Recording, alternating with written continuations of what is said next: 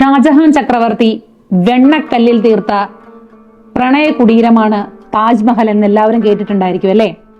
എന്നാൽ താജ് മഹോത്സവം നടക്കുന്നതിനെ കുറിച്ച് നിങ്ങൾക്കറിയാമോ? ആഗ്രയിലെ ശില്പഗ്രാമിൽ 10 ദിവസത്തെ ഉത്സവമാണ് താജ് മഹോത്സവം.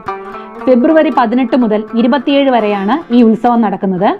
18ഉം 19ഉം നൂറ്റാണ്ടിൽ ഉത്തർപ്രദേശിൽ നിലനിന്നിരുന്ന പഴയ മുഗൾ കാലഘട്ടത്തിൽ നിന്നും നവാബി ശൈലിയിൽ നിന്നും പ്രചോദനം ഉൾക്കൊണ്ടാണ് ഈ ഉത്സവം കൊണ്ടാടുന്നത്.